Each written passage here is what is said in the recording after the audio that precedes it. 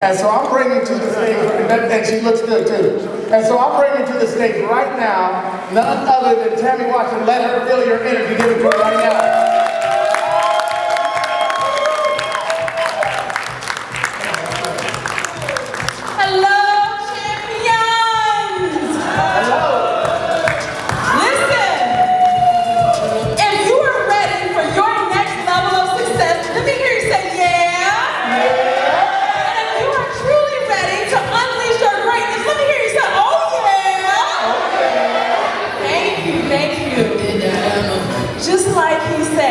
My name is Tammy Washington, and I am so excited to be here with each and every one of you today. You know, showing up is just half the battle, right? So the very fact that you guys are sitting here in this audience today tells me that you are already on the path to greatness. So I want you to give yourselves a round of applause. Because we don't acknowledge ourselves enough, especially as entrepreneurs. When I was getting ready for this conference, when Obama asked me to come and speak, I thought to myself, unleash your greatness. So I reached out to some of my entrepreneur friends and I said, hey, let me ask you a question. If there's anything that you feel right now that's holding you back from your greatness, what is it? And overwhelmingly, it all came back to the same thing: belief. I wish I simply believed that I could really make this thing happen. Now here's the thing though, I was confused because all of you guys in here, you've started businesses, yes? And when you started your business, at the beginning, you were excited, you were confident, yeah? You said, I'm gonna change the world, right? So my question was, what happens from the beginning of the business to now, where all of a sudden, as entrepreneurs, you start to lose your confidence? What I realize is, most people are excited when they start their businesses. We're taught the strategies of how to start a business, but we're never truly taught what to do when you have a setback. And for most entrepreneurs, the reason why they give up on their dream is because they haven't figured out how to bounce back after the setback. So today, I just wanted to share with you guys some tips about how you can bounce back when you're going through some hard times in your business. Is that okay? Yeah? Okay, and is it okay if I share with you a little bit about my journey as well? Because it ain't always been peachy. So, I started my business about 7 years ago. I was a corporate trainer. I was teaching sales and marketing for some of the best companies in the world, AT&T, Nintendo, State Farm, and I really loved what I did. However, in the back of my mind, I kept thinking to myself, there's more. How many of you have felt that way? Yeah. There's more that I'm supposed to be doing. I mean, this is okay, but I think I can do more than teach people how to sell video games, yeah? Yeah. Now, here's the thing that's really interesting, especially in our community. People take action for two reasons, and usually two reasons alone. We take action because we're moving towards pleasure or because we are moving away from pain. And most small businesses today are started not because you have the best business idea, not because you have a way of changing the market, but because we're running away from corporate America. Can you agree with me, yeah? So that's exactly where I was. I had an amazing career, things were going really well, and as a matter of fact, I had the best training of my life 1 week. This was the first training where somebody had actually flown me to another state to do a training. It was for a large company, and it was for all of their managers. I got rave reviews. I was feeling myself. I walked back into my office in Los Angeles, and I sat in front of my boss, and I was like, yeah, Bob, what you got for me next? And Bob looked at me and he said, Tammy, I have nothing for you to work on. Now, for the average person, you might say, okay, that's fine, you ain't got nothing to work on. But here's the thing, I worked for a marketing agency, and in the agency world, if you don't have a client to work on, you don't have a job. And so I said to Bob, how is that possible? We just pitched a brand new client. I helped with the pitch. I know that we got the client. So how is it that I have nothing to work on? And Bob looked at me and he said, Tammy, you are an amazing trainer. You are very good at what you do. We did get the client, but you're not going to be working on that client. Now on the inside, I'm like, why, God, why? But I had to keep composed. So I was like, Bob, so what happened? Bob looked at me and he said, Tammy, I don't know how to say this, but the manager on that account, she just doesn't like you. And I got up out of that chair and I started walking back to my office. And Bob said, don't worry, we're gonna figure something out. But I couldn't even hear his voice because every step that I took, my heart was beating faster and faster, harder and harder. And I kept thinking, oh my God, I just bought a brand new car. How am I gonna pay my bills? What am I gonna do if I lose my job? And the more I started thinking all these thoughts, the more angry I got. And as I sat back down at my desk, all I kept hearing in my head was, she just doesn't like you. I've worked hard for you for all these years, but she just doesn't like you. And I realized something that day. When you work for somebody else, they can take away your income for any reason, at any time, for anything, even something as stupid as, she just didn't like you. Come on. And I thought to myself, this will never happen to me again.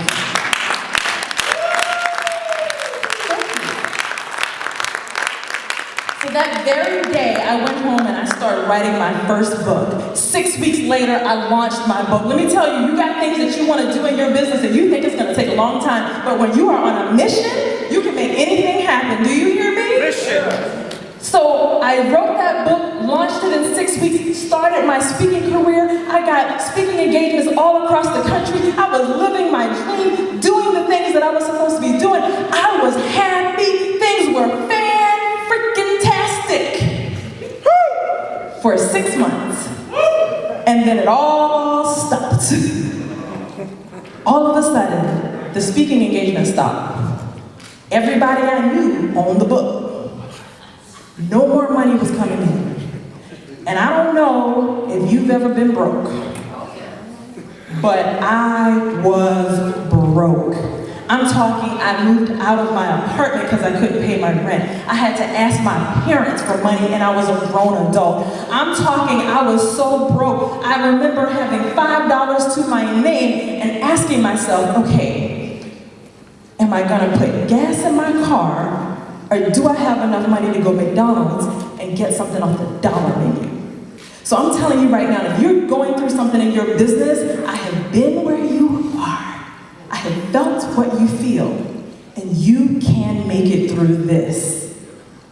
Because at that time, I was broken financially, I was broken emotionally. The only thing that I had to keep me through was God, who kept me spiritually. But I had to learn how to bounce back. And because I learned the strategy for bouncing back, that's why I can be here with you guys today. So I just want to give you guys 3 quick tips that you can use if you're ever going through anything in your business, okay? Number 1, everybody, you have to protect your mind. Everybody repeat this after me. Depression is real. Depression is real. I want you guys to really understand that. Depression is real, especially among entrepreneurs, and nobody talks about it. You are doing things that people around you have never even thought about doing. Everything that you're doing, other people in the world are scared to do. They won't even step out on that ledge, and you are doing it every single day. So when you fall down, sometimes you feel like you don't have anybody to talk to. Am I right? Right. You know that there are people on your phone that you're like, I can't call her because I didn't talk to her too much about my problems. I got to find somebody new. And when I started my business, right before I went to all my mentors and I said, should I do this, should I do this? And one of my mentors said to me, he said, Tammy, I know that you are ready, but are you truly ready mentally for entrepreneurship? Because everybody talks about financially, but mentally, are you ready? Because entrepreneurship has caused divorce, it's caused bankruptcy, it will cause you to question everything that you believe about yourself. So you have got to get into the habit of protecting your mind. And the way that you do that is you got to stop focusing on the problem and you keep your sight on the vision of what it is that you're trying to create. You have to find a way to stay focused on the vision. So whether that's a vision board, I recommend every single day you sit for 10 to 15 minutes and you just think and feel the life that you are trying to create. That's how you live in your vision. And then every day, no matter what your bank account says, you go out and you work towards that vision. You've got to be like Phil Knight. He had a vision of creating a shoe that could be made cheaper, but could help the runners to run faster. That was his vision for Nike. And he held on to that vision for years. So even when his business partners tried to sue him and take his business, he held on to the vision. Even when no banks would give him any more loans because every single year he almost went bankrupt, he kept on holding on to that vision. Even when his first football sneaker fell apart on the field, he held on to the vision. And we know the company that Nike is today. So just think about that. If you hold on to your vision, what if you could be like Nike? And so I promise you, you can bounce back. Got it? Got it. Number 2, you've got to protect your mission. So now, when we start talking about your mission, this is how I want you to think about it. Your mission is when you look out into the world and you see that things could be done differently. You look into your industry and you're like, I'm going to do this because things can be done differently. This gentleman over here, he's helping people lose weight. And he's like, it doesn't take a year to lose weight. I can help you lose weight in days. He said, I can do it differently. That's when you know that you're on mission. Because when it gets hard, you got to remember that you are trying to be the change that you want to see in the world. You've got to have a mission like Dr. King. His mission was to see social and economic justice amongst all the races. That was his mission in life. And so, even when they put him in jail, he held on to his mission. Even when they bombed his house, he held on to his mission. And even when they assassinated him, because he was on mission, his followers kept it going. That's the kind of mission that you gotta have. It's gotta be that strong. Now, I'm not saying go into debt trying to make an ideal happen that's not working. But what I am saying is you can hold on to your mission and change your strategy. That's the key. Hold on to that mission. Never give up on your dream. Just change the strategy. And you want to do it soon because some of the best companies in our country didn't change their strategy soon enough. Think about Kodak. Sears was at one point the largest department store in the country. Toys R Us was the go-to place for toys. And where are they now? I want you to be a champion. I want you to win. And so you've got to be willing to hold on to your mission, but change your strategy. And I promise you, you will what? Bounce back. There you go. And then number 3. Now I'm going to talk about something that we don't like to talk about as entrepreneurs. Everybody, you've got to protect your money. You have a vision. You have a dream. And what tends to happen with entrepreneurs, every dollar we get goes into the business. Every dollar we get goes right back in. Then you look up 5, 10 years later, you have nothing saved. You have nothing to show for all the hard work that you put in. So you've got to protect your money. Why? Because business goes in cycles, it goes in seasons. And so a lot of us in the summertime, that's when things are going good in the business. That's when everybody wants you to come. That's when everybody wants your product. We are good in the summertime, but we forget that right after summer comes what? Fall. It's coming. And so the key is, during the high times, you protect your money. Have at least 10% saved and start to invest your money. If you have your money working for you, when your business isn't doing well, you have another resource. And I heard somebody say the other day, you gotta be able to let your dream breathe. Your dream can't breathe if you're around here looking for every single dollar because you don't know how you're gonna eat next week. So the key is you gotta protect your money. Now I recently started learning how to trade in the market and it has changed my life. And I have some information at my back table if you want some handouts or if you want to set up like a one-on-one call. Either way, learn how to make your money work for you because you will never, ever outwork your money.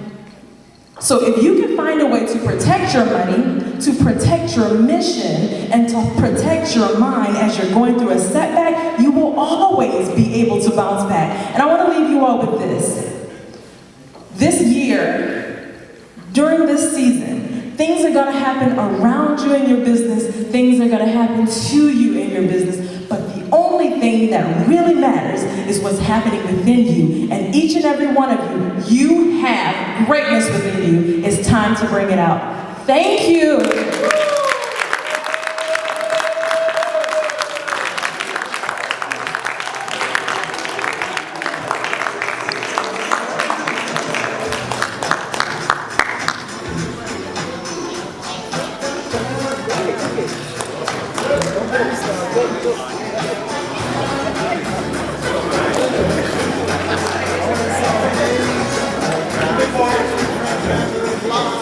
Go.